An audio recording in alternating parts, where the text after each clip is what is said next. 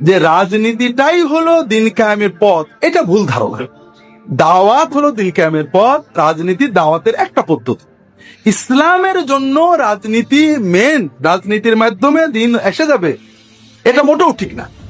সরকার উপর থেকে আইন করে দেবে বোরকা পড়তে হবে, আর এই আইনে মানুষ দিনদার হয়ে যাবে, এটা পাগলের কল্পনা। খেলাফত ও শরীয়ত বাস্তবায়নের পথ পদ্ধতি কি?